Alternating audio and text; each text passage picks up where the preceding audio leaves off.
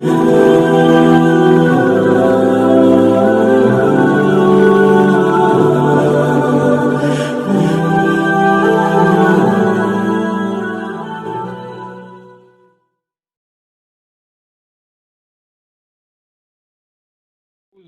من الشیطان الرجیم بسم اللہ الرحمن الرحیم ولا تقولن لشيء إني فاعل ذلك غدا إلا أن يشاء الله واذكر ربك إذا نسيت وقل عسى أن يهدين ربي لأقرب من هذا رشدا ولبثوا في كهف 300 سنين وازدادوا تسعا صدق الله مولانا وصدق رسولنا ذلك من الشاهدين والشاكرين والحمد لله رب العالمين نحمده ونصلي على رسول الكريم اما بعد. محترم ناظرین و ناظرات، السلام علیکم ورحمۃ اللہ وبرکاتہ.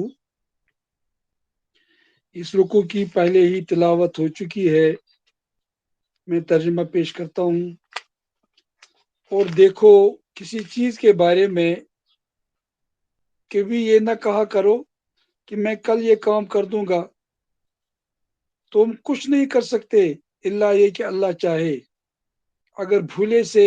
ایسی بات زبان سے نکل جائے تو فوراً اپنے رب کو یاد کرو اور کہو امید ہے کہ میرا رب اس معاملے میں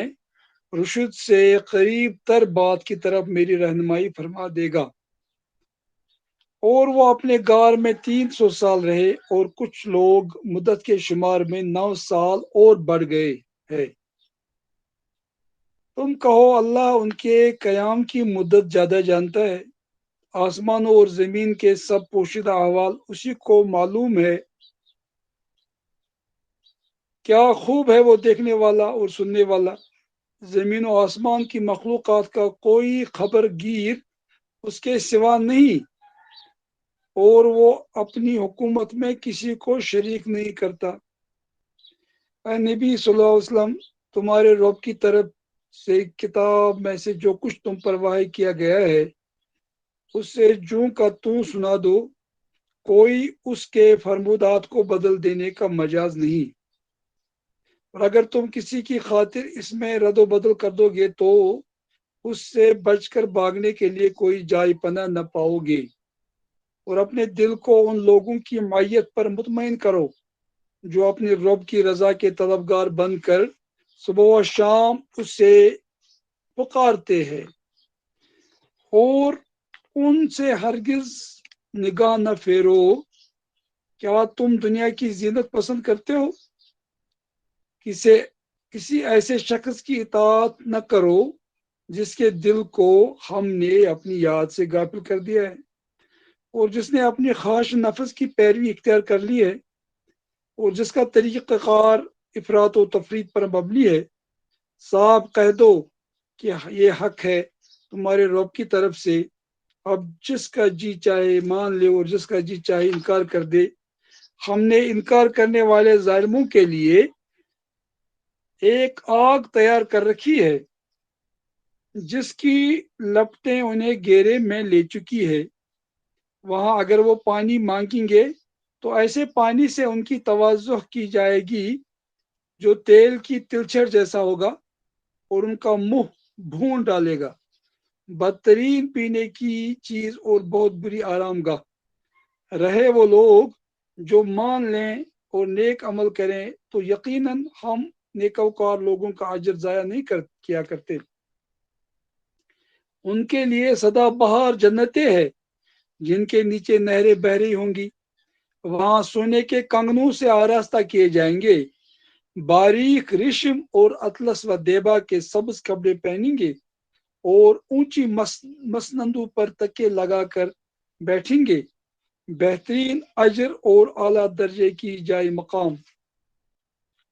صدق اللہ مولانا و صدق رسول ونحن علی ذلک من الشاہدین والشاکرین والحمد للہ رب العالمین. جیسے آپ لوگ کئی ہفتوں سے اور کئی دنوں سے سورہ بنی اسرائیل کے بعد سورہ کہف کی تلاوت سن رہے ہیں اور اس کی تشریح و تفسیر ملاحظہ فرما رہے ہیں، اور آپ نے دیکھا کہ کتنے اعلیٰ مضامین بیان کیے گئے ہیں ان تمام آیتوں میں،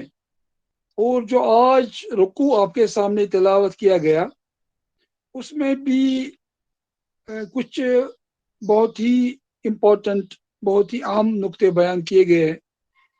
سب سے پہلے نقطہ یہ بیان کیا گیا کہ اگر کبھی آدمی کوئی کام کرنا چاہیے تو اس کو اپنے بل بوتے پہ اس کام کا ارادہ نہیں کرنا چاہیے، بلکہ یہ کہنا چاہیے کہ اللہ نے چاہا تو تب یہ کام کر لوں گا۔ اگر کسی وجہ سے بھول گیا تو جب بھی یاد آئے تو کہنا چاہیے اللہ نے چاہا تو یہ کام کر لوں گا یا یہ کام ہو جائے گا۔ اس کے بعد پھر یہ بیان فرمایا گیا کہ یہ جو بحث کر رہے ہیں لوگ کہ اصحاب کہف کی تعداد کتنی تھی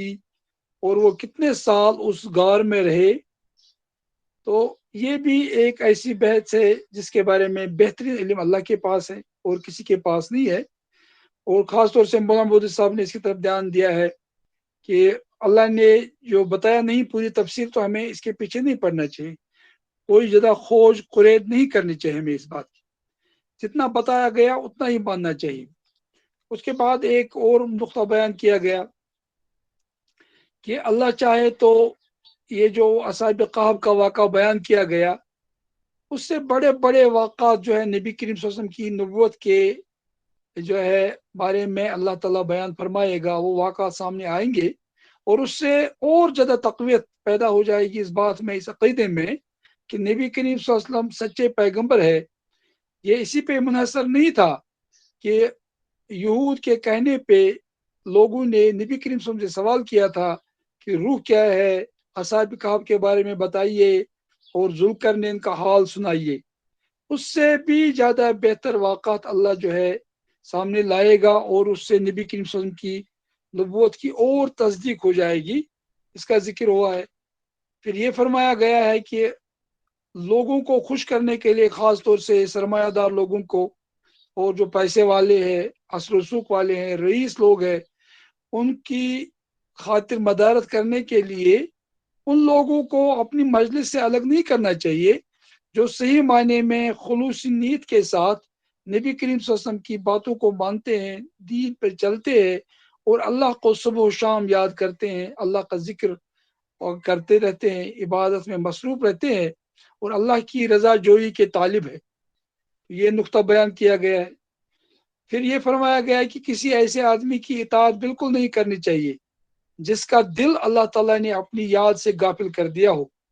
اور اس کے معاملات افراط و تفرید کے شکار ہو چکے ہوں اور وہ اپنے نفس کی پیروی کر رہا ہو۔ یہ بہت بڑا زبردست ایک نقطہ یہاں بیان کیا گیا ہے، جس سے مارکس کے پورے فلسفے کی تردید ہو جاتی ہے کہ مارکس نے کہا کہ مذہب جو ہے ہمیشہ ہیوز کا سپورٹ کرنے والا رہا ہے اور ہیو ناٹس کے استحصال پہ نعوذ باللہ مبنی ہے۔ اسی طرح سے بہت ساری اور باتیں بھی اس سے ظاہر ہو جاتی ہے۔ اور اس کے بعد فرمایا گیا ہے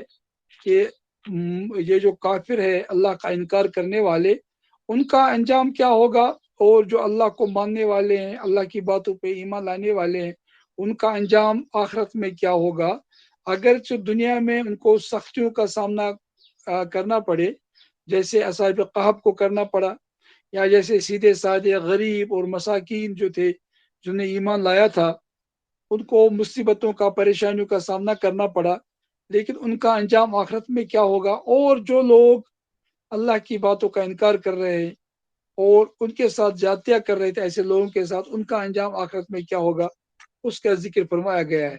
تو اس طرح سے یہ بہت سارے مضامین بیان کیے گئے ہیں اور ان آیتوں میں۔ اب سب سے پہلے جو ہے یہاں پر یہ فرمایا گیا ہے کہ وَلَا تَقُولَنَّ لِشَيْءٍ إِنِّي فَاعِلٌ ذَلِكَ غَدًّا، یعنی کسی چیز کے بارے میں یا رسول اللہ آپ یہ مدد فرمائیے اگر کہ میں کوئی کام کل کرنے والا ہوں، اور جو بھی کام ہوگا ہے وہ اللہ کی مرضی سے، اللہ کی رضا سے، اللہ کی مشیت سے ہوتا ہے۔ انسان کے ہاتھ میں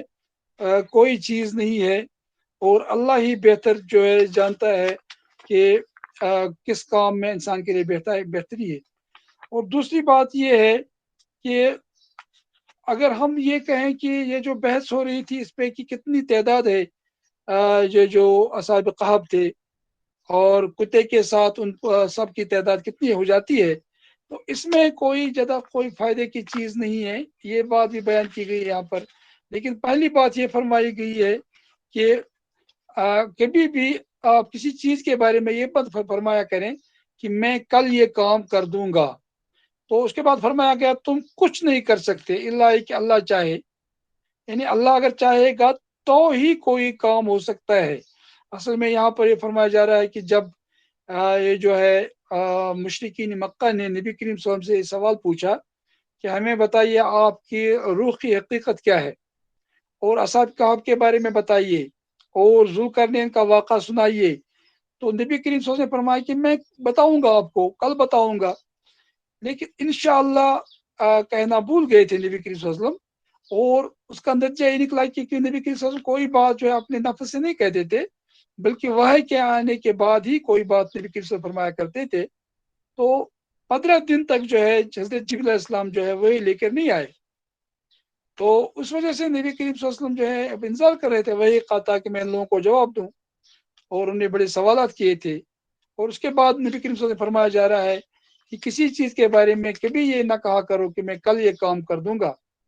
یعنی اللہ چاہے گا تبھی یہ کام ہوگا، اللہ جب چاہے گا تو وہی لے کے آئے گا، نبی حضرت جبریل علیہ السلام کے ذریعے سے بھیجے گا وہی کو۔ اور آدمی اپنے بلبوتے پہ کوئی کام نہیں کر سکتا، یہاں تک کہ نبی کریم صلی اللہ علیہ وسلم سے فرمایا گیا کہ آپ یہ مت کہیے کہ میں کام کروں گا، اور تبھی کرو گے جب اللہ چاہے گا، اور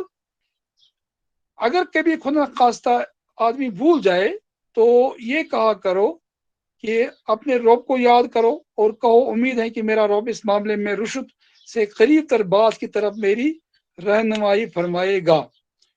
اور یہ کہا کہ میں تبھی کوئی کام کر پاؤں گا، کچھ کہہ پاؤں گا، کوئی بیان کر پاؤں گا جب اللہ چاہے گا کہ میں یہ بیان کر پاؤں۔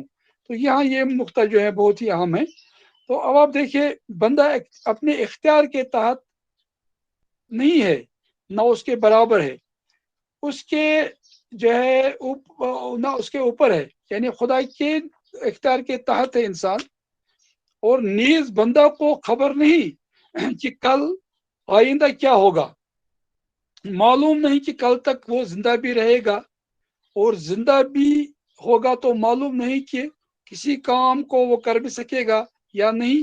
اس لیے ضروری ہے کہ آدمی انشاءاللہ کہے، اور جب انشاءاللہ کہنا بھول جائے گا تو جب بھی یاد آئے، تو خواہ ایک سال کے بعد یاد آئے، تو آدمی کو انشاءاللہ کہنا چاہیے، اور اپنے رب کو، اپنے پروردگار کو یاد کرنا چاہیے،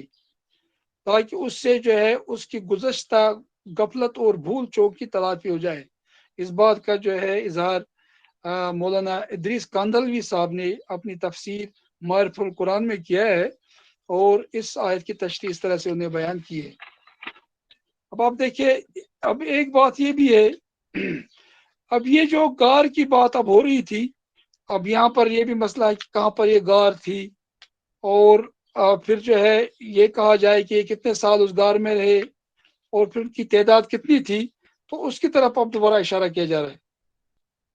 اور وہ اپنے غار میں 300 سال رہے، اور کچھ لوگ مدت کے شمار میں 9 سال اور بڑھ گئے۔ تم کہو اللہ ان کے قیام کی مدت زیادہ جانتا ہے، آسمان اور زمین کے سب پوچھتا احوال اسی کو معلوم ہے۔ وَاذْكُرْ رَبَّكَ إِذَا نَسِيتَ وَقُلْ عَسَىٰ أَن يَهْدِيَنِ رَبِّي لِأَقْرَبَ مِنْ هَٰذَا رَشَدًا وَلَبِثُوا فِي كَهْفِهِمْ 300 سِنِينَ وَازْدَادُوا تِسْعًا، یعنی وہ اپنے غار میں 300 سال رہے، اور کچھ لوگ مدت کے شمار میں 9 سال اور بڑھ گئے۔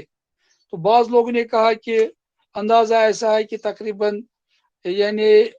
309 سال تک جو ہے یہ لوگ اس غار میں رہے، اس کی وضاحت لوگوں نے کی ہے۔ اور پھر یہ غار کہاں پر ہے؟ بعض لوگوں نے کہا کہ یہ غار جو ہے بلاد روم میں ہے،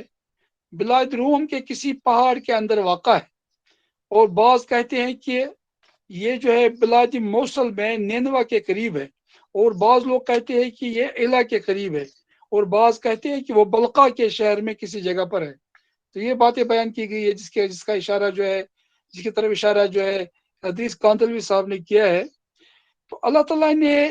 ہمیں اس غار کی صفت اور حالت کی تو خبر دے دی ہے، مگر اس کے مقام اور مکان کی خبر نہیں دی گئی ہے۔ اب جو لوگ اس کو خواہ تلاش کرتے رہتے ہیں، بڑے پریشان رہتے ہیں، کوئی کہتا ہے یہاں پر وہ غار ہے، کوئی کہتا ہے کسی دوسری جگہ پر وہ غار ہے، اور اچھا خاصا اس میں وقت لوگ اپنا جو ہے صرف کرتے ہیں۔ تو یہاں پر یہ جو بات کلیئر کٹ ہمیں سمجھنی چاہیے کہ اللہ تعالیٰ نے اس غار کی صفت اور حالت کو تو بیان فرمایا ہے، مگر اس کے مکان اور اس کے مقام کی خبر نہیں دی گئی ہے۔ لہذا ہمیں اس کے جو ہے ذریعے سے گمراہ ہونے کی کوشش نہیں کرنی چاہیے، اور خواہ کی باتیں اس معاملے میں پیش نہیں کرنی چاہیے۔ تو بعض لوگوں نے جو تکلف اس معاملے میں کیا ہے، بہت تکلف لوگوں نے کیا ہے، اور اس بارے میں کچھ ذکر جو ہے انہیں بیان کیے ہے، تو اس سے انسان کو بچنے کی کوشش کرنی چاہیے۔ خواہ کی تفصیلات بیان کرنے سے کوئی فائدہ نہیں ہے۔ اصل جو جیسے میں نے پہلے عرض کیا، امین ناصر اصلاحی صاحب نے اور باقی مفسرین کرام نے اس کی طرف اشارہ کیا ہے کہ یہاں سے جو سبق حاصل ہوتا ہے کہ حق پر چلنے والے، توحید کو ماننے والے، ان لوگوں کا طریقہ کیا ہوتا ہے، ان کا طرز عمل کیا ہوتا ہے جب ان کو مشکلات کا سامنا ہو پیش آتا ہے، اور ان کو اگر یعنی جو ہے شرک پر مجبور کیا جائے تو ان کو کیا کیا کرنا چاہیے، تو ان کا طرز عمل کیا ہونا چاہیے۔ یہ اہم چیز ہے، نہ کہ یہ کہ تو وہ غار کیسے تھی جہاں پر وہ اصحاب کہف گئے تھے، اور اس کی کیفیت کیا تھی، کس ملک میں ہے، اور اس کی چوڑائی کتنی ہے، لمبائی کتنی ہے، اور یہ سب چیزیں جو ہے بالکل خلط مبحث کا باعث بن جائے گی، اور اس سے کوئی فائدہ نہیں ہوتا ہے۔ یہ وجہ ہے کہ امام راضی رحمۃ اللہ فرماتے ہیں صحیح یہ ہے کہ اصحاب کہف کا مقام اور ان کی جگہ معلوم نہیں ہے کہ کہاں پر واقع ہے، اس لیے یہ بات عقل سے تو معلوم نہیں ہو سکتی ہے، اور عقل اور مشاہدہ سے اس غار کا معلوم کرنا ناممکن ہے۔ اور اب ممکن یہ تھا کہ اگر نقل سے یعنی وحی سے معلوم ہوتا تو اس بارے میں وحی بالکل خاموش ہے، اس کا کوئی ذکر نہیں ہوا ہے، اور اس لیے وہ فرماتے ہیں کہ لیس للعقل فیہ محال،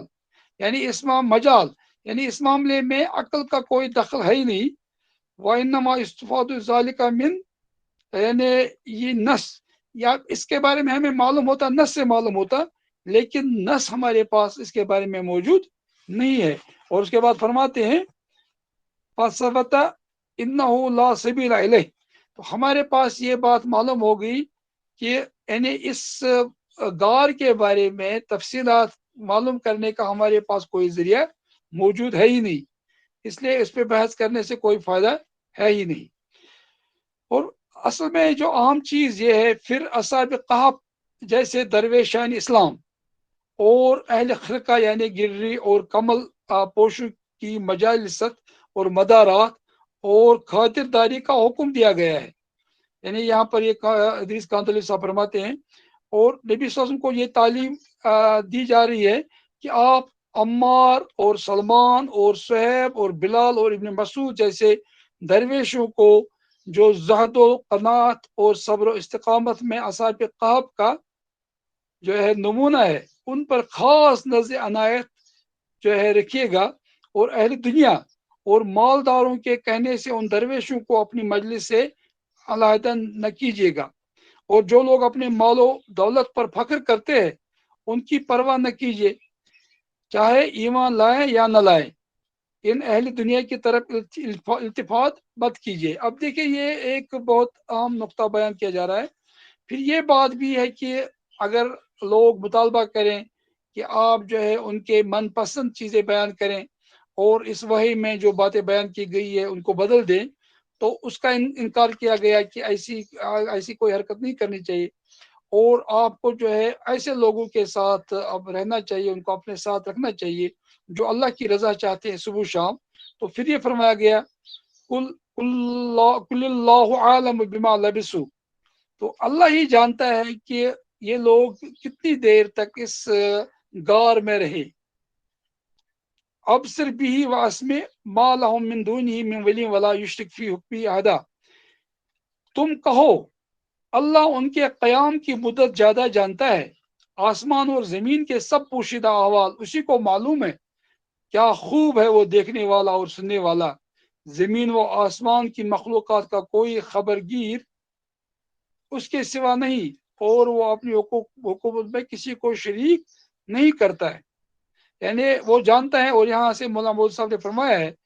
کہ چونکہ اللہ تعالیٰ نے فرمایا کہ اللہ ہی اس بارے میں جانتا ہے کہ کتنے سال وہ اس غار میں رہے، تو اس لیے اس پہ خواہ بحث کرنے کی ضرورت ہی نہیں ہے کہ 309 سال رہے یا اس سے زیادہ رہے، کہ بعض لوگوں نے اور بھی بتایا اس کے بارے میں. تو یہ مودودی صاحب نے فرمایا. لیکن بعض مفسر نے فرمایا کہ 309 سال تو رہے، کہ اس کے بعد اس کی تردید نہیں کی گئی. تو یہ بہت ساری باتیں. تو لیکن یہاں پر ایک عام بات یہ ہے، اللہ کو سب کچھ پتا ہے، تو یہ ہمیں اللہ کے علم پر ہی چھوڑنا چاہیے اور اس معاملے میں زیادہ بحث مباحثہ نہیں کرنا چاہیے. اس کے بعد جو عام نقطہ بیان کیا جا رہا ہے اس کی طرف دھیان دینے کی ضرورت ہے. فرمایا جاتا ہے وَقُتُلْ مَا أُوحِيَ إِلَيْكَ مِنْ كِتَابِ رَبِّكَ لَا مُبَدِّلَ لِكَلِمَاتِهِ وَلَن تَجِدَ مِنْ دُونِهِ مُلْتَحِدًا. اے نبی صلی اللہ علیہ وسلم، تمہارے رب کی کتاب میں ہے جو کچھ تم پر وحی کیا گیا ہے اسے جوں کا توں سنا دو. کوئی اس کے فرمودات کو بدل دینے کا مجاز نہیں ہے، اور اگر تم کسی کی خاطر اس میں رد بدل کرو گے تو اس سے بچ کر بھاگنے کے لیے کوئی جائے پناہ نہ پاؤ گے. حالانکہ یہ تو محال ہے کہ نبی کریم صلی اللہ علیہ وسلم تو اتنا ہی بتاتے تھے جتنا اللہ ان کو بتاتے تھے. اور اس کے علاوہ پھر تشریح فرماتے تھے، کیونکہ نبی صلی اللہ علیہ وسلم کا کام یہ بھی تھا کہ قرآن کی وضاحت فرمائے، قرآن کی ایک ایک آیت کو اچھی طرح سے بیان فرمائے اور لوگوں پر جو ہے حجت قائم کرے. وہ تو ہے، لیکن اللہ کے کلمات میں اللہ کی کسی بات میں کوئی رد و بدل کرنے کا کسی کو اختیار ہے ہی نہیں. اور اسی کی طرف یہاں دھیان دیا جا رہا ہے. یہ لوگ جو کبھی کبھی اصل میں مشرکین مکہ مطالبات کرتے تھے کہ کچھ بات آپ ہماری مانیے، کچھ ہم آپ کی مانیں گے، اور اس طرح سے سمجھوتا ہو جائے گا. آپ اتنا اصرار کیوں کر رہے ہیں کہ ہم جو ہے بالکل اپنے معبودان باطل کو چھوڑیں اور ان کی جو ہے عبادت نہ کریں، ان کی پوجا و پرستش نہ کریں. کچھ باتیں آپ کے ہم مان لیتے ہیں، کچھ ہماری باتیں آپ مان لیجئے، تاکہ سمجھوتا ہو جائے، رسہ کشی ختم ہو جائے، اور جو یہ اختلاف پیدا ہوا ہے تو وہ دور ہو جائے. تو یہاں پر نبی کریم کو فرمایا جا رہا ہے کہ آپ وہی فرمائیے جو آپ کو اللہ کی طرف سے مل رہا ہے، اور اس میں تو رد بدل کا کوئی امکان ہی نہیں ہے، اور آپ نہ کر سکتے، اور آپ نے کیا بھی نہیں، اور کسی کو اس کا اختیار ہے ہی نہیں. کیونکہ اللہ کی کتاب جو ہے اس کو من عن لوگوں کے سامنے پیش کرنا ہے، اور نبی کے سے پیش کرتے رہے، اور اس میں کوئی کسی قسم کی کوئی مدانت یا اس میں کوئی اور تبدیلی نہیں لائی گئی ہے اور نہ لائی جا سکتی ہے. اس کا کئی جگہ پر قرآن پاک میں اور آیتوں میں بھی اس کا ذکر کیا گیا ہے. اور پھر یہ جو فرمایا گیا ہے یہدنا ربی لاقرب من ھذا رشدا، تو اس کا مطلب یہ ہے مزید برا تم یہ بھی نہیں جانتے کہ جس کام کے کرنے کو تم کہہ رہے ہو آیا اس میں خیر ہے یا کوئی دوسرا کام اس سے بہتر ہے. لہذا اللہ پر اعتماد کرتے ہوئے یوں کہا کرو، امید ہے کہ میرا رب اس معاملے میں صحیح بات یا صحیح طرز عمل کی طرف میری رہنمائی فرما دے گا. تو اب یہاں پر آپ دیکھیے اس کے بعد جو فرمایا گیا کہ یہ لوگ اتنے سال رہے ہیں اس غار میں، تو اس عبارت میں 300 اور 309 سال کی تعداد جو بیان کی گئی ہے، تو مولوی صاحب فرماتے ہیں ہمارے خیال میں یہ دراصل لوگوں کے قول کی حکایت ہے، نہ کہ اللہ تعالیٰ کا اپنا قول. اور اس پر دلیل یہ ہے کہ بعد کے فقرے میں اللہ تعالیٰ فرما رہا ہے کہ تم کو یہ پتہ نہیں ہے، لیکن اللہ کو بہتر پتہ ہے اس معاملے میں، اور اللہ بہتر جانتا ہے کہ وہ کتنی مدت رہی. اگر 309 سال کی تعداد اللہ نے خود بیان فرمائی ہوتی تو اس کے بعد یہ فقرہ ارشاد فرمانے کے کوئی معنی نہ تھے کہ اللہ ہی بہتر جانتا ہے. اسی دلیل کی بنا پر حضرت عبداللہ بن عباس رضی اللہ عنہ نے بھی یہی تعویل اختیار فرمائی ہے کہ یہ اللہ تعالیٰ کا قول نہیں ہے، بلکہ یہ ان لوگوں کی بات کی حکایت کی گئی ہے، اور ان کے قول کی حکایت کی گئی ہے. اور پھر یہ جو فرمایا گیا وَاتْلُ مَا أُوحِيَ إِلَيْكَ مِنْ كِتَابِ رَبِّكَ لَا مُبَدِّلَ لِكَلِمَاتِهِ، اس کا مطلب کیا ہے؟ مشرکین کا اصرار تھا کہ آخر کچھ تو ہمارے آبائی دین کے عقائد اور رسم و رواج کی رعایت ملحوظ رکھ، کچھ تم ہماری مان لو، کچھ ہم تمہاری مان لیں. اس پر سمجھوتا ہو سکتا ہے اور برادری پھوٹ سے بچ سکتی ہے. قرآن میں ان کے اس مطالبے کا متعدد مواقع پر جو ہے ذکر کیا گیا ہے، اور اس کا یہی جواب دیا گیا ہے. مثلا مثال کے طور پر سورہ یونس کی آیت پندرہ ملاحظہ فرمائیے، وَإِذَا تُتْلَى عَلَيْهِمْ آيَاتُنَا بَيِّنَاتٍ قَالَ الَّذِينَ لَا يَرْجُونَ لِقَاءَنَا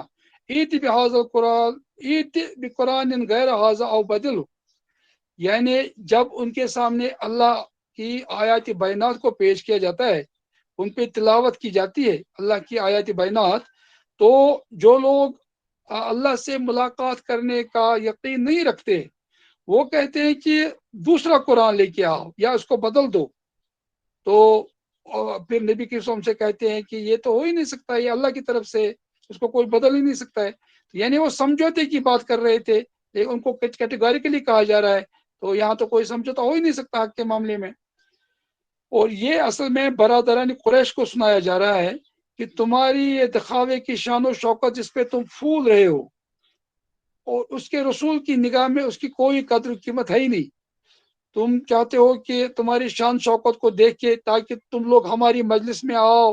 اور ہماری بات سنو، لیکن تم چاہتے ہو کہ ہم اس حق میں یہ جو ہم دعوت دے رہے ہیں، تبلیغ کر رہے ہیں، اس میں کوئی رد بدل کریں. تو تمہاری شان کی وجہ سے، تمہاری دولت کی وجہ سے، تمہارے اثر رسوخ کی وجہ سے ایسا تو ہو ہی نہیں سکتا ہے، کیونکہ نبی صلی اللہ علیہ وسلم کی نگاہ میں، رسول کی نگاہ میں اس دولت کی اور شان شوکت کی کوئی بھی قدر قیمت نہیں ہے، بلکہ تم سے وہ غریب لوگ زیادہ قیمتی ہے جن کے دل میں اخلاص ہے اور جو اپنے رب کی یاد سے کبھی غافل نہیں رہتے ہیں. ٹھیک ہی معاملہ حضرت نوح علیہ السلام اور ان کی قوم کے سرداروں کے درمیان بھی پیش آیا تھا. وہ جو ان کے قوم کے روسا تھے، سرمایہ دار تھے، وہ حضرت نوح علیہ السلام سے کہتے تھے وما نرا کا اتباقا الذین هم راضوا بعد الرائے، ہم تو یہ دیکھتے ہیں کہ ہم میں سے جو رذیل لوگ ہیں وہ بے سوچے سمجھے تمہارے پیچھے لگ گئے. یعنی وہ بھی یہ کہتے تھے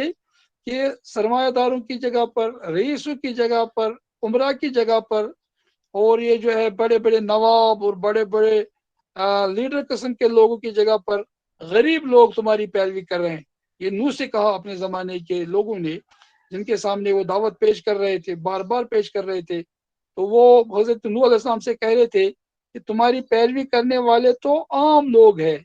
اور خواص جو ہے آپ کی پیروی نہیں کر رہے ہیں. تو یہاں پر ایک بہت عام نقطہ جو ہے ہمارے سامنے آ جاتا ہے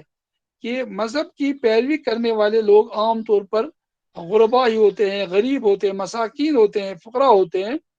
اور لیکن یہ کوئی ضروری نہیں ہے کہ عمرہ جو ہے وہ اسلام کی مدد نہیں کر سکتے یا انہوں نے نہیں کیے، عمرہ بھی رہے ہیں، سرمایہ دار لوگوں نے بھی مدد کی ہے. لیکن اکثر و بیشتر جو ہے پیغمبران کرام علیہ السلام کی پیروی کرنے والے لوگوں میں سب سے آگے ہوتے تھے جو مسکین ہوا کرتے تھے، جو مخلوق الحال لوگ ہوا کرتے تھے. اور یہاں سے یہ بات ظاہر ہو جاتی ہے کہ مارکس نے کہا تھا کہ مذہب کو جو ہے ہیوز نے بنایا ہے، اور ہیو ناٹس کو نعوذ باللہ لل کرنے کے لیے بنایا گیا مذہب کو، اور لوگوں نے بنایا، سرمایہ دار نے بنایا. اس کی تردید ہو جاتی ہے. اور جو ہے قرآن پاک میں بار بار اس کا ذکر آیا ہے،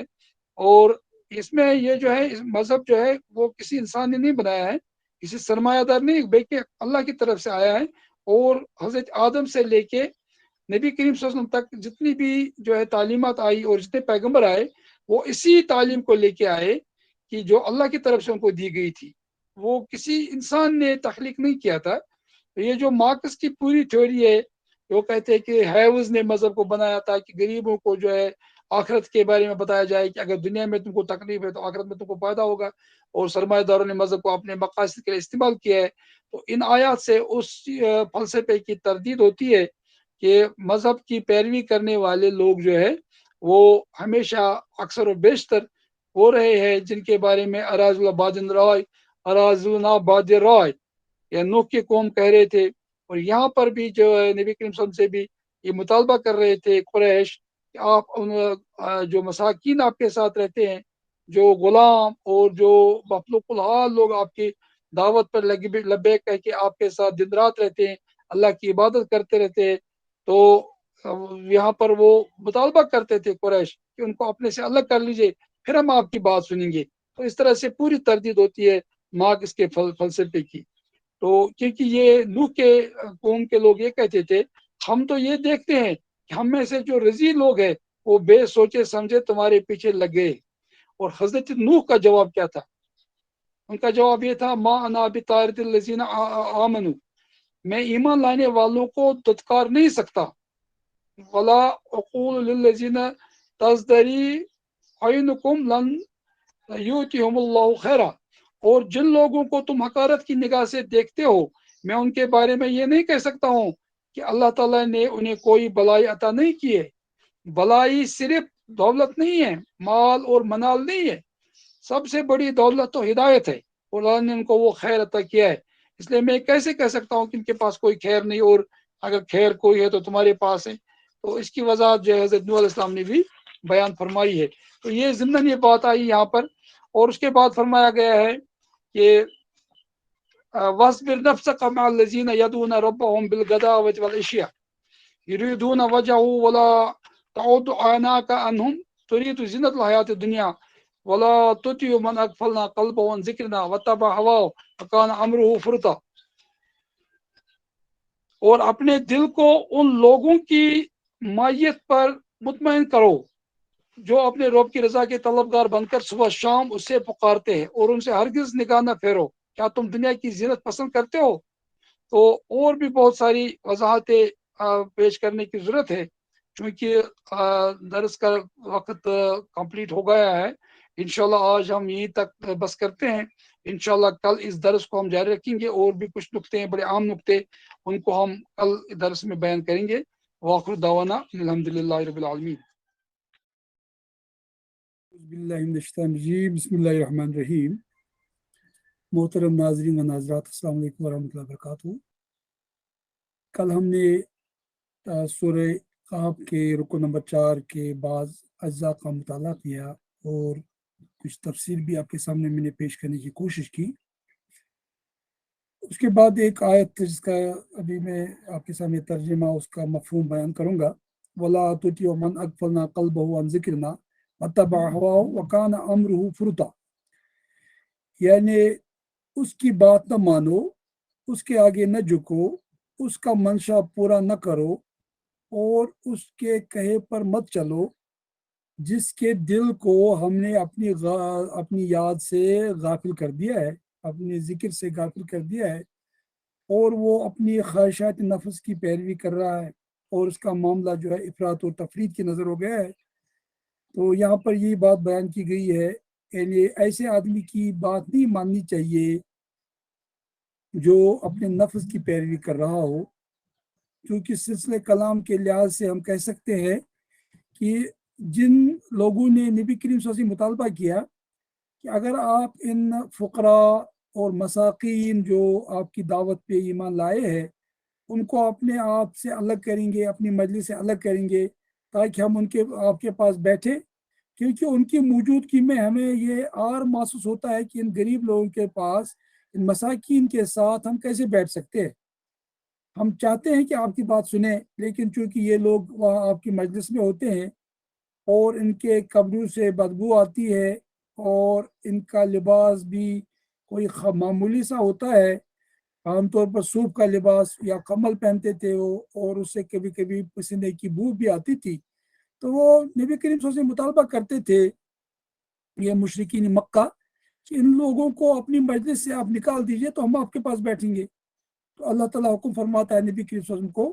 کہ وَلَا تُطِعْ مَنْ أَغْفَلْنَا قَلْبَهُ عَنْ ذِكْرِنَا، آپ ایسے آدمی کی ہرگز اطاعت مت کیجئے جس کے دل کو ہم نے اپنے یاد سے غافل کر دیا ہے، اور وہ اپنے خواہشات نفس کی پیروی کر رہا ہے، اور وہ افراط و تفرید کا شکار ہو چکا ہے اپنے طرز عمل میں۔ اور مفسرین فرماتے ہیں یعنی اس کی بات بالکل نہیں ماننی چاہیے، اور اس کے سامنے نہیں جھکنا چاہیے، اس کا منشا پورا نہیں کرنا چاہیے، اور اس کے کہے پہ چلنے کی کوئی ضرورت نہیں ہے۔ یہاں اطاعت کا لفظ اپنے وسیع مفہوم میں استعمال ہوا ہے۔ مجھے یہ آیت بچپن سے بہت پسند تھی، بہت عزیز تھی، اور واقعی یہ آیت اتنی زبردست آیت ہے کہ انسان دنیا میں اگر کسی غلط انسان کے پیچھے چلتا ہے، اس کی پیروی کرتا ہے، زندہ باد اور مرد آباد کے نعرے لگاتا ہے، تو وہ بھی اللہ کی یاد سے غافل ہو جاتا ہے، اور وہ بھی ایسے لوگوں کی طرح ہو جاتا ہے جن کی وہ پیروی کرتا ہے۔ تو یہ بہت ہی زبردست آیت ہے، اور قرآن کی ایک ایک آیت تو ہے ہی بہرحال مفاہیم اور مطالب سے بھرپور، تو لیکن یہ آیت دیکھیے آپ کہ ایک چھوٹی سی آیت میں ایک پوری دنیا کو سمویا گیا ہے، ایک معنی کی ایک کائنات جمع ہو گئی اس آیت میں کہ کسی ایسے آدمی کی اطاعت مت کیجیے یا رسول اللہ صلی اللہ علیہ وسلم جس کے دل کو غافل کیا گیا، اللہ نے اس کو غافل کر دیا، وہ غفلت میں پڑا ہوا ہے، وہ اپنی مقصدی زندگی سے بہت دور جا چکا ہے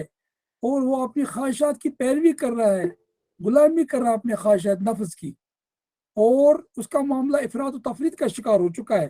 اس کے معاملات دیکھیے آپ، لوگوں کے ساتھ اس کا طرز عمل کیا ہے، حلال اور حرام کی کوئی تمیز نہیں ہے، جائز اور ناجائز کا کوئی احساس ہی نہیں ہے۔ تو اس لیے آپ ایسے لوگوں کی بات مان کے مت دیجیے کبھی۔ اور پھر فرمایا کہ وَقَانَ أَمْرُهُ فُرْطًا،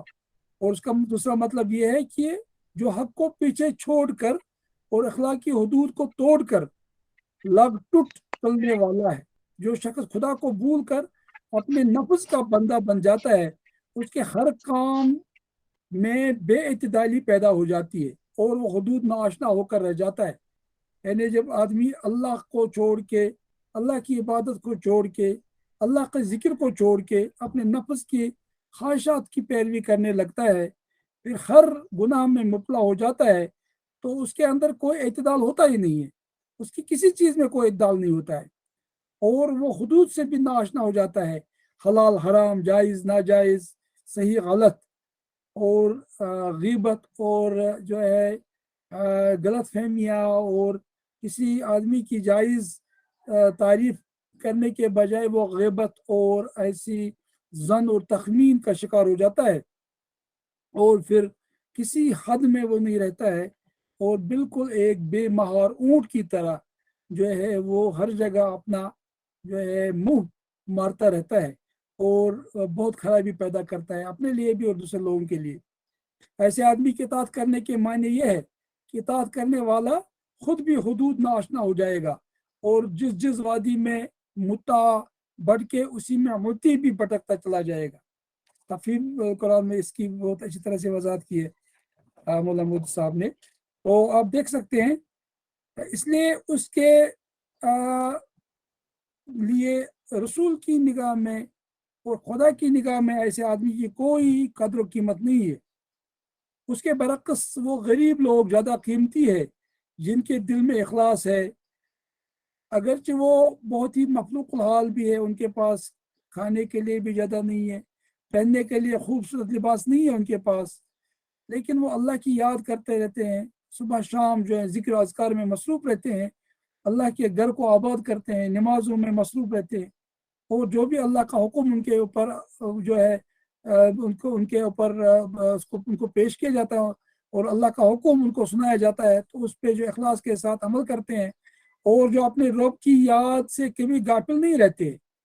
تو ایسے لوگوں کو زیادہ اہمیت دینے کی ضرورت ہے۔ اس کے برعکس جو لوگ اپنے آپ کو سمجھتے ہیں کہ ہم بڑے زبردست لوگ ہیں،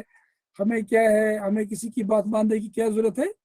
تو ایسے لوگ کے پیچھے پڑنے کی کوئی ضرورت ہی نہیں ہے، کیونکہ اللہ جسے چاہتا ہے اسے ہدایت دیتا ہے، اور جسے نہیں چاہتا ہے تو اس کو گمراہ کرتا ہے۔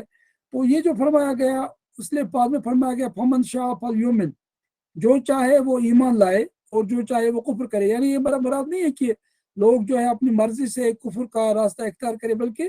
یعنی ایک تنبیہ کے طور پر، ایک تحدید کے طور پر، ایک وارننگ کے طور پر کہا جاتا ہے کہ یہ حق جو ہے کسی کی تعریف اور کسی کی اطاعت کا محتاج نہیں ہے، بلکہ لوگ محتاج ہے اس حق کے، تو حق محتاج نہیں ہے۔ اس لیے کوئی ایمان لاتا ہے تو اپنے لیے لاتا ہے، کوئی کفر کرتا ہے تو اپنی بربادی کا جو ہے وہ سامان کرتا ہے کفر کے ذریعے سے۔ اور جنہوں نے مان لیا، کہا وہ کم سن نوجوانی کیوں نہ ہو، یا بے مال و زر فقیری کیوں نہ ہو، یا غلام اور مزدور ہوں، بہرحال وہی قیمتی جوہر ہے، انہی کو یہاں عزیز رکھا جائے گا، اور ان کو چھوڑ کر ان بڑے بڑے سرداروں اور رئیسوں کی کچھ پرواہ نہ کی جائے گی، جو دنیائی شان و شوقت خواہ کتنی ہی رکھتے ہوں مگر ہیں خدا سے غافل اور اپنے نفس کے بندے۔ تو یہ آپ دیکھ سکتے ہیں کہ یعنی ان کے بارے میں کیا کہا جائے، اور ان کا انجام تو یہ ہوگا کہ ان کو جو ہے تیل کی تلچھٹ اور لاوے اور پگھلی ہوئی دھات یا پیپ اور لہو کی جو ہے ان کو پلایا جائے گا، اور ان کو اتنی مصیبتوں کا सामना करना पड़ेगा और उनकी तमाम जो दुनियाई इज्जत, जिसको वो इज्जत समझते थे, वो बड़ाई समझते थे, उससे वो महरूम हो जाएंगे और उनका अंजाम बहुत बुरा होने वाला है आखिरत में। और इस आयत की तशरीह जो है लुकमान सल्फी साहब ने इस तरह से की है, वला तुतिउ मन अगफलना क़ल्बहु, यानी ये उमैया बिन खलफ जमही के बारे में है, और जो गरीब मुसलमानों को पसंद नहीं करता था, और वो नबी करीम सल्लल्लाहु अलैहि वसल्लम से कहता था कि आप इन गरीब मुसलमानों को अपनी मजलिस से निकाल दीजिए, फिर हम आपकी मजलिस में हाजिर हो जाएंगे, आपकी मजलिस में हम शामिल हो जाएंगे। तो इसलिए नबी करीम सल्लल्लाहु अलैहि वसल्लम को बताया जा रहा है कि ऐसे लोगों की परवाह मत कीजिए, उनकी कोई अहमियत नहीं है अल्लाह की नज़र में। इमाम मुस्लिम की रिवायत है कि साद बिन वक़ास रज़ियल्लाहु से ने फरमाया कि हम 6 आदमी थे जो नबी करीम सल्लल्लाहु अलैहि वसल्लम के पास बैठे हुए थे, तो मुशरिकीन ने आपसे कहा कि तुम उन्हें अपनी मजलिस से निकाल दो ताकि वो हमारे खिलाफ जरी ना हो जाए। साद रज़ियल्लाहु अन्हु कहते हैं कि वो 6 आदमी, ये उनमें एक मैं भी था और इब्न मसूद थे और कबीले खुजैल का एक आदमी था और हज़रत बिलाल रज़ियल्लाहु अन्हु थे और 2 दूसरे आदमी भी थे जिनके नाम वो भूल गए थे, जिनका जिक्र उन्होंने नहीं किया। यानी ये कहते मुशरिकीन मक्का कहते इनको निकालो अपनी मजलिस से, हम आपकी मजलिस में बैठेंगे, आपके साथ बैठेंगे। ये बहुत ही अहम नुक्ता है, हमें समझना चाहिए। कभी कभी आदमी जो है ऐसे लोगों को अपनी तरफ मुतवज्जह करने के लिए जो है कंप्रोमाइज करता है, जो इज्जत वाले, बाजार इज्जत वाले होते, पैसे वाले होते और रईस होते, और ऐसे मुखलिस लोगों को नज़रअंदाज करता है जिनका कोई मकसद नहीं होता है दावत हक कबूल करने से, सिर्फ ये कि वो अल्लाह की इताअत करे, इबादत करे अल्लाह की, और उनका कोई ज़ाती मफाद वाबस्ता नहीं होता है इस दीन के काम से। तो उनको छोड़ के ऐसे लोगों के पीछे अपना वक्त ज़ाया करना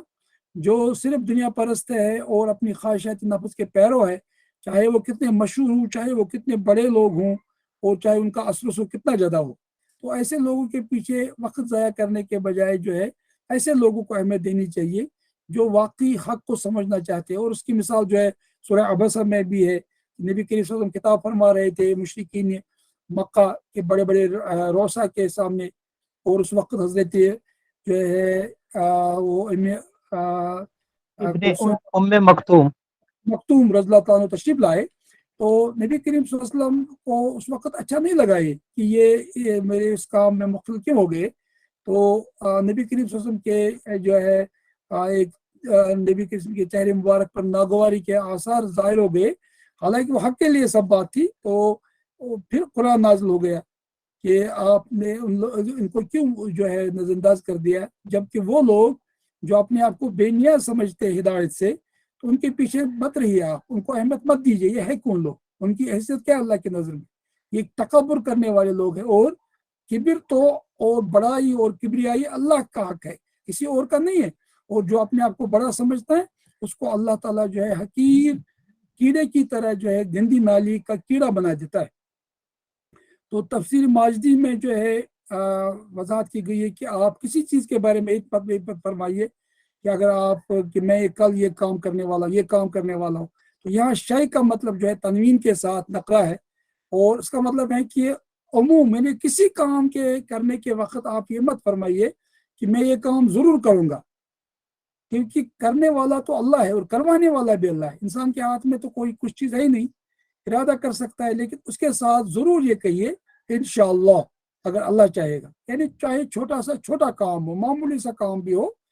क्योंकि यहाँ इस्तक़रा के माने में भी आया है, यानी ऐसे अपने छोटे बड़े हर इरादा को इरादे इलाही पर मुअल्लक और उससे वाबस्ता रखना चाहिए। यानी जब अल्लाह कोई तौफीक दे, अल्लाह अगर तौफीक न दे, इंसान के बस की बात नहीं। कोई छोटा सा छोटा काम भी आदमी नहीं कर सकता है अगर अल्लाह की तौफीक ना हो। ये पैगम्बर सल्लल्लाहु अलैहि वसल्लम को समझाया जा रहा है, उनको बताया जा रहा है, और उनके ज़रिए से पूरी इंसानियत को बताया जा रहा है कि अल्लाह के हुक्म के अलावा जो है कोई काम आदमी नहीं कर सकता है, और अल्लाह नहीं चाहेगा तो आदमी कुछ नहीं कर सकता है। तो यहाँ पर मुअतज़िला का भी रद्द है और जबरिया का भी रद्द है। मुअतज़िला ये कहते थे कि इंसान जो है अपने अमल को खुद ही तख्लीक करता है, और इंसान मुख्तार है, वो जो चाहेगा कर सकता है, और वो बिल्कुल पाबंद नहीं है, वो तकदीर को खुद बनाता है। और कभी कभी अल्लामा इकबाल और बाज़ लोग भी تقدیر کی اتنی زیادہ وہ مطلب تقدیر سازی میں انسان کے رول کو بہت زیادہ مبالغہ کے ساتھ سامنے لاتے ہیں، جبکہ ایسا نہیں ہے۔ جب تک اللہ کوئی کام نہیں چاہے گا، انسان کتنا بھی چاہے گا آدمی نہیں کر سکتا ہے کوئی کام۔ اور دوسرا جبریہ کا بھی رد ہے کہ آدمی جو ہے کچھ نہیں کر سکتا ہے۔ نہ تو یہ صحیح ہے کہ آدمی کوئی کچھ بھی کر سکتا ہے، یعنی آدمی کے ہاتھ میں ہی سب کچھ ہے، وہ خود مجاز ہے کام کرنے کا، اور وہ اپنے مستقبل کو خود بنا سکتا ہے، اور ہر چیز پہ اس کو اختیار ہے۔ تو یہ معتزلہ کی رائے تھی کہ وہ کہتے الوعد والوعید کی بات وہ کہہ رہے تھے، اور وہ کہتے تھے کہ بھائی انسان کو جو ہے اللہ تعالیٰ نے اختیار دیا ہے، اگر اختیار نہ دیا ہوتا تو پھر وہ ذمہ دار کیوں ہوتا؟ تو بڑی بحثیں انہوں نے اس پہ کی ہے۔ پھر جبریہ کہتے تھے نہیں، انسان کے ہاتھ میں کچھ بھی نہیں ہے، وہ بالکل ایک تنکے کی طرح ہے، یہ جو اللہ چاہے گا وہی کر سکتا ہے۔ تو یہ جبریہ کا تصور تھا۔ تو لیکن نہ تو بالکل قدریہ کی بات صحیح ہے، نہ جبریہ کی بات صحیح ہے۔ یعنی معتزلہ جو ہے وہ اصل میں قدریہ کا ہی ایک ایکسٹینشن تھا، یعنی جو قدرائٹس پیدا ہو گئے تھے عالم اسلام میں، تو ان کی شکل میں پھر معتزلہ آ گئے سامنے، اور معتزلہ نے 5 اصولوں کو سامنے لایا۔ اس پہ میں یہاں بحث نہیں کروں گا۔ یعنی وہ کہتے تھے کہ انسان جو ہے اپنی تقدیر خود بنا سکتا ہے، اور اس پہ جو ہے اس کو اختیار ہے اپنے عمل پہ۔ تو یہاں پر ان کا بھی رد ہو گیا۔ پھر جبریہ کا بھی رد ہو گیا کہ آدمی کو تو کام کرنا ہے، لیکن اللہ کا نام لے کے اور اللہ سے مدد مانگ کے اور یہ کہہ کے کہ اللہ نے چاہا تو یہ کام ہو جائے، یعنی کام ہو جائے گا، لیکن اللہ جب چاہے گا انسان کام کر سکتا ہے، لیکن اس کو اپنے ارادے پر اور اپنے عمل پہ بھروسہ نہیں ہونا چاہیے۔ اللہ کی مشیت اور اللہ کی رضا اور اللہ کی پسند جب ہوگی تبھی کوئی کام ہوگا۔ تو نہ تو انسان بالکل ہی خود مختار ہے اور نہ بالکل بے اختیار ہے۔ صحیح مسلک جو ہے اہل سنت کا یہ ہے کہ بندہ اپنے افعال پر قادر تو ہے، لیکن مشیت الہی کے بعد اور اس کے ماتحت۔ اور پھر اس کے بعد جو فرمایا لِأَقْرَبَ مِنْ هَٰذَا رَشَدًا، یعنی اس کا مطلب ہے کہ اللہ جو ہے کچھ اس سے بہتر دلائل بھی دے گا مجھے، یعنی جو میں نے آپ لوگوں کے سامنے جو ہے اصحاب کہف کا واقعہ بیان کیا، اور یہ ایک معجزہ تھا یہ، اور اس معجزے کی وضاحت میں نے کی، تو اس سے بڑے دلائل بھی اللہ دے سکتا ہے مجھے، اور اللہ تاکہ یہ ثابت ہو جائے کہ میری نبوت جو ہے سچی ہے۔ اس میں جیسے تفسیر کبیر میں ہے، یعنی اللہ مجھے بائنات میں سے اور دلائل میں سے بہترین جو ہے چیزیں عطا کرے فرمائے گا، اور تاکہ یہ معلوم ہو جائے کہ میں صحیح پیغمبر ہوں اللہ کا۔ اور اصحاب کہف سے بڑے بڑے واقعات اللہ بیان فرمائے گا جو معجزاتی شان رکھتے ہوں، اس سے یہ ثابت ہو جائے گا کہ نبی کریم صلی اللہ علیہ وسلم جو فرماتے ہیں وہ اللہ کے حکم سے فرماتے ہیں اور وہی کتابیں فرماتے ہیں۔ اب بعض لوگوں نے بڑی بڑی بحثیں کی ہے، تو یہ میں یہاں پر میں جو ہے تفسیر ماجدی سے کچھ چیزیں بیان کر رہا ہوں۔ تو بعض لوگوں نے کہا کہ 307 سال رہے، بعض لوگوں نے کہا 355 سال رہے، 53 سال رہے، اور انہیں استدلال کرنے کی کوشش کی ہے لبثوا فی کہفہم، یعنی وہ جس قسم کی باتیں جو کہہ رہے۔ تو پھر یہاں پر وہ ایک نقطہ بیان کر رہے ہیں ماجد دریابادی صاحب، کہ علماء نے فرمایا ہے کہ اور فقہ نے اس کا ذکر کیا ہے کہ ظالموں سے فرار کرنا جائز ہے۔ اگر کہیں پر آدمی کو خطرہ ہو اپنی جان کو اور اپنے ایمان کو، تو وہاں سے جو ہے ان ظلم سے بچنے کے لیے آدمی فرار اختیار کر سکتا ہے۔ اور وہ فرماتے ہیں بلکہ اولیاء و انبیاء کے معمولات میں سے ہے کہ ایسے حالات سے ان لوگوں نے دور رہنے کی کوشش کی ہے تاکہ وہ کسی فتنے میں مبتلا نہ ہو جائے۔ جیسے حضرت عائشہ رضی اللہ عنہ فرماتی ہے کہ ہر آدمی جو ہے صحابہ میں سے اپنے دین کو لے کے بھاگ رہا تھا ہجرت کے موقع پر، یعنی یفر احدہم بدینہ ان یفتن بہ، تاکہ اس کو کسی فتنے میں مبتلا نہ کیا جائے۔ تو اس کا جواز و فرمات فی جواز الفرار من الظالم وہی سنت الانبیاء والاولیاء۔ تو یہ ابن عربی جو ہے اس کی بات کو کوٹ کرنے کے بعد وہ یہ بیان فرما رہے ہیں۔ اور اسی طرح سے پھر ایک اور بات جو بیان کر رہے ہیں، یعنی یہاں پر جو فرمایا گیا ولا تطیعوا، یعنی کسی کی اطاعت مت کیجیے، من اغفلنا قلبہ، یعنی اس کا دل ہم نے غافل کر دیا اپنی یاد سے۔ تو فقہ نے کہا ہے کہ یہ جو ہے نہی تحریمی ہے، اور اس لیے کسی بھی فاسق اور فاجر کی اطاعت کرنا جو حرام، جو خود گناہ گار ہو، بدکار ہو، شرابی ہو اور اس قسم کے کام کرتا ہو جو فسق کے کام ہے، تو اس کی اطاعت کرنا حرام ہے بقول ماجد دریابادی۔ اہل طریق نے آیت کے اس چقدے سے یہ استنباط کیا ہے کہ یہ جو مشائخ ہوتے ہیں ان کو چاہیے کہ جو طلبگار لوگ ہوتے ہیں یعنی دنیا کے طلبگار تو ان مریدوں سے زیادہ ملا جلا نہ رکھا کرے یا ان کی طرف زیادہ التفات نہ کرے، ورنہ ان کی صحبت کے اثر سے اندیشہ ہے کہ خود اپنے مقام سے نیچے گر جائیں۔ آج آپ دیکھتے ہیں کہ بہت سارے لوگ جو اپنے آپ کو بڑے صوفیہ کہتے ہیں، بڑے بزرگ و مشائخ کہتے ہیں، تو وہ سرمایہ داروں کے دروازوں پر جو ہے در در کی ٹھوکریں کھاتے رہتے ہیں تو اور جو ہے ہر دیگی کے چمچے بن جاتے ہیں۔ تو یہ تصوف نہیں ہے، یہ مشائخ کا طریقہ کار نہیں رہا۔ اس بات کی طرف جو ہے ماجد ریاباری صاحب اشارہ فرما رہے ہیں کہ اہل طریق نے اس آیت کے ٹکڑے سے استنباط کیا ہے کہ جو مشائخ ہوتے ہیں ان کو دنیا کے طلبگاروں سے تعلق نہیں رکھنا چاہیے، جو ان کے مرید بن کے ان کے پاس آتے ہیں اور ان کے ساتھ اگر وہ زیادہ ملا جلا رکھیں گے تو اور ان کی طرف زیادہ توجہ دیں گے تو ان پہ بھی اس کا اثر ہوتا ہے، کیونکہ صحبت کا بڑا اثر ہوتا ہے۔ جس صحبت میں آدمی رہتا ہے اس کا اثر، اس کے وائبریشنز اور ہر چیز کا اثر پڑتا ہے انسان کے اوپر۔ تو یہاں تک کہ اگر مشائخ، اگر کوئی بزرگ بھی ہوگا، اس کے مرید اگر گناہ گار ہوں گے، فاسق اور فاجر ہوں گے اور دنیا طلب ہوں گے، دنیا کے طلبگار ہوں گے، تو ان کے ساتھ بھی زیادہ اٹھنا بیٹھنا مناسب نہیں ہے، کیونکہ ایک شیخ پر بھی، ایک بزرگ پر بھی اس کے اثرات پڑ سکتے ہیں۔ یہ اثرات، اور یہ اثرات جو بہت زبردست خطرناک ہو سکتے ہیں روحانی زندگی کے لیے۔ تو یہ بہت اہم بات بیان کی گئی ہے، ورنہ آدمی جو اپنے مقام سے بھی نیچے گر سکتا ہے۔ کہتے ہیں حضرت شیخ حمزہ رحمۃ اللہ کے پاس جب یہ بڑے بڑے سرمایہ دار اور نواب قسم کے لوگ آیا کرتے تھے، عمرہ آتے تھے اور حکام آتے تھے، تو وہ ان کو زیادہ اہمیت نہیں دیتے تھے اور ان کو زیادہ جو ہے آؤ بھگت ان کی نہیں کرتے۔ تو لوگوں نے کئی بار عرض کیا کہ حضرت یہ لوگ آتے ہیں اور ان کو عادت ہوتی ہے کہ ان کی عزت کی جائے، کیونکہ سب لوگ ان کی عزت کرتے ہیں، یہ بڑے عالی مرتبہ لوگ ہوتے ہیں۔ تو حضرت شیخ حمزہ رحمۃ اللہ فرمایا ان سے کون کہتا ہے کہ میرے پاس آئے، نہ آئے کرے میرے پاس۔ دوسری بات ہے کہ مجھے ان کی جو ہے روحانی حالت جو ہے مجھے اس کا اندازہ ہوتا ہے اور مجھے یہ پھٹے پرانے قبضوں میں نظر آتے ہیں۔ بہرحال یہ ایک وہ وجد کی کیفیت ہوتی ہے، آدمی سمجھ سکتا ہے کہ اثرات پڑتے ہیں، تو اس لیے وہ کہتے ہیں کہ ایسے لوگوں کے ساتھ اس کو اچھا نہیں لگتا اٹھنا بیٹھنا اس طرح۔ یہ بہت ہی اہم پوائنٹ ہے، اور نبی کریم صلی اللہ علیہ وسلم کو بتایا گیا ہے کہ آپ ان لوگوں کی اطاعت مت کیجیے جن کے دل کو اللہ تعالیٰ نے اپنی یاد سے غافل کر رکھا ہے اور وہ اپنی خواہشات نفس کی پیروی کرتے ہیں اور ان کے معاملات جو افراد و تفرید کے نظر ہو چکے ہیں۔ اور ابن کثیر رحمۃ اللہ نے اپنی تفسیر میں ان آیات کی تشریح کی ہے اور وہ فرماتے وَلَا تَقُلْنَا لِشَيْءٍ إِنِّي فَاعِلٌ ذَلِكَ غَدًّا۔ تو یہاں پر کیا مراد ہے؟ یعنی نبی کریم صلی اللہ علیہ وسلم سے ایک بات بیان کی جا رہی ہے، ایک ادب سکھایا جا رہا ہے نبی کریم صلی اللہ علیہ وسلم کو بھی، حالانکہ آپ کے پاس تو تمام ادب اللہ نے پہلے ہی ان کے اندر ودیت فرمائے تھے۔ یہاں ان سے فرمایا جا رہا ہے کہ آپ جب بھی کسی چیز کے کرنے کا عزم کریں یا آپ یہ کہیں کہ میں مستقبل میں یہ کام کرنے والا ہوں، تو اس کو آپ اللہ کی مشیت کی طرف جو ہے اس کو منسوب کیجئے اور یہ کہیے کہ میں تب یہ کام کروں گا جب اللہ چاہے گا۔ اور کیونکہ اللہ جو ہے وہ ہر چیز کو جانتا ہے، وہ علام الغیوب ہے اور وہی جانتا ہے کہ کیا کچھ ہونے والا ہے اور کیا کچھ نہیں ہونے والا ہے، اور کیا کچھ ہونا چاہیے اور کیا کچھ نہیں ہونا چاہیے، اور اگر کوئی کام ہونے والا ہے تو کیسے ہوگا وہ وہی جانتا ہے۔ تو اس لیے یہ کہنا چاہیے کہ اگر اللہ نے چاہا تو یہ کام ہو جائے گا۔ پھر اس کے بعد فرمایا گیا کہ وَاذْكُرْ رَبَّكَ إِذَا نَسِيتَ، اگر آپ کبھی خدا خواستہ بھول گئے تو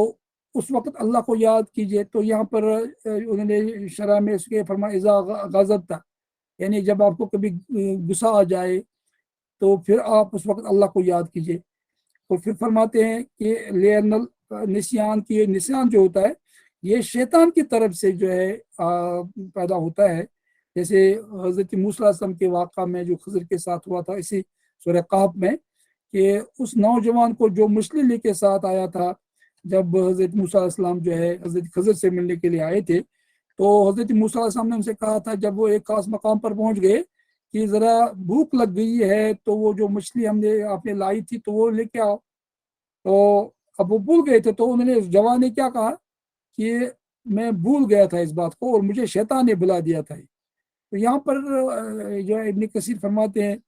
یعنی اگر آدمی ذکر کرے گا تو ذکر سے شیطان بھاگ جاتا ہے،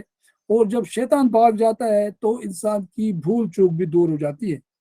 اور یہ جو اللہ کا ذکر جو ہے وہ اس سے اللہ یاد آ جاتا ہے اور آدمی اپنی چیزوں پر متنبع ہو جاتا ہے۔ اور اس لیے فرمایا گیا وَاذْكُرْ رَبَّكَ إِذَا نَسِيتَ، اور اس کے بعد فرمایا گیا وَقُلْ عَسَىٰ أَن يَهْدِيَنِ رَبِّي لِأَقْرَبَ مِنْ هَٰذَا رَشَدًا، یعنی جب آپ کو کچھ پوچھیں گے کسی چیز کے بارے میں،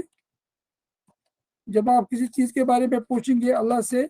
تو اللہ جو ہے آپ کو اس کے بارے میں بتائے گا۔ یعنی اگر آپ کوئی چیز نہیں جانتے تو اللہ سے پوچھیے، آپ اللہ سے معلوم کیجیے، آپ اور انتظار کیجیے کہ اللہ آپ کو اس کے بارے میں بتائے، اور اللہ کی طرف توجہ کیجیے گا، اللہ کی طرف متوجہ ہو جائیے گا، اور تاکہ وہ جو کام جس کام کی آپ کو ضرورت ہے یا جو سوال آپ کے دل میں پیدا ہو گیا یا لوگوں نے آپ سے سوال پوچھا تو اس کے موافق جواب آ جائے، اور وہ جواب جو ہے صحیح بھی ہو اور رشد و ہدایت کا باعث بھی ہو۔ اور بعض لوگوں نے اور تفسیر بھی اس سلسلے میں بیان کی ہیں، جیسے کہ انہوں نے فرمایا، پھر وہ فرماتے ہیں کہ یعنی ابن کثیر کی اگر ہم یعنی مسلمانوں کے سال یعنی لونر کیلنڈر کے لحاظ سے دیکھیں گے تو 309 سال ہو جاتے ہیں صاحب کا، یعنی دیکھیں ہمارے علماء نے اس پہ بحث کی ہے اور کتنی تحقیق کی ہے، لیکن بہرحال ان کا یہی تھا کہ ہمیں ان چیزوں کے پیچھے زیادہ نہیں رہنا چاہیے، مقصد سمجھنا چاہیے۔ تو وہ کہتے ہیں اگر ہم لونر کیلنڈر کے لحاظ سے دیکھیں تو 309 سال بظاہر ہو جاتے ہیں، اور شمسی کیلنڈر کے لحاظ سے دیکھیں تو 3 سال ہو جاتے ہیں۔ اور پھر اس کے بعد فرماتے ہیں کہ یہ اصل میں ولبثوا فی کہفہم ثلاث مئۃ سنین، یعنی یہ لوگ 300 سال تک، اور جو پھر کہا گیا اور اس پہ 9 سال اور بڑھا دیے گئے تب تک رہے۔ وہی فرماتے ہیں کہ ھذا قول اہل الکتاب، یہ اہل الکتاب کی بات ہے، اور یہ جو ہے اللہ تعالیٰ نے اس بات کو رد کر دیا ہے اور فرمایا کہ قل اللہ عالم بما لبثوا، اللہ جانتا ہے آپ پہ یہ کہ کتنے سال تک وہ وہاں رہے۔ تو اس طرح سے جو ہے آپ سب سمجھ سکتے ہیں کہ یعنی ابن کثیر بھی کہہ رہے ہیں کہ ہمیں اس کی جگہ کو کھوج نہیں کرنی چاہیے۔ اور پھر فرماتے ہیں کہ وَلَن تَجِدَ مِن دُونِهِ ملتحدہ کا مطلب کیا ہے؟ تو ملتحدہ کا مطلب یہ ہے کہ یعنی کوئی ملجا اور کوئی جو ہے جائے پناہ آدمی نہیں پا سکتا ہے۔ اور قتادہ نے فرمایا کہ کوئی ولی نہیں پائیں گے آپ اور کوئی مولا آپ کو نہیں ملے گا، کیونکہ اگر نبی کریم صلی اللہ علیہ وسلم بھی نعوذ باللہ جو ہے اس معاملے میں تو سوال ہی نہیں تھا کہ وہ دعوت کے معاملے میں کوئی چیز چھپاتے، تو انہوں نے تو ہر چیز کو بیان فرمایا، لیکن ان سے فرمایا جا رہا ہے اور یہ تنبیہ کی جا رہی ہے اصل میں کفار کو اور مشرکین کو، جو رسول اللہ صلی اللہ علیہ وسلم سے کہتے تھے کہ آپ جو ہے کچھ نعوذ باللہ جو ہے ہمارے ساتھ بات کیجئے، کچھ رعایت کیجئے، تو ان سے کہا جا رہا ہے کہ ایسا ہو ہی نہیں سکتا ہے، اور آپ بالکل بیان کرتے رہیے قرآن کو، اور جس طرح سے نازل ہو رہا تم کو بتا دیجئے، اور اس میں کوئی رو رعایت مت کیجئے۔ تو پھر یہ اس کی وضاحت فرماتے ہیں ابن کثیر کہ یہ اسی طرح کا ہے یہ حکم، یا ایھا الرسول بلغ ما انزل الیک من ربک وان لم تفعل فما بلغت رسالہ واللہ یعصمک من الناس، یا رسول صلی اللہ علیہ وسلم آپ جو ہے جو بھی آپ کے پاس دعوت بھیجی جا رہے ہیں اللہ کی طرف سے وحی کی صورت میں، اس کو آپ لوگوں تک پہنچانے کی کوشش کیجئے، اور اگر آپ یہ نہیں کریں گے تو اپنا فرض پورا نہیں کریں گے، نعوذ باللہ ایسا ہو نہیں سکتا تھا، تو اللہ آپ کو دشمنوں کے شر سے بچائے گا۔ اور اس طرح سے اللہ تعالیٰ نے فرمائے ان الذی فرض علیک القرآن لرادک الی معاد، یعنی جس اللہ نے آپ کے اوپر قرآن کو لوگوں کے سامنے پیش کرنا فرض فرما دیا ہے،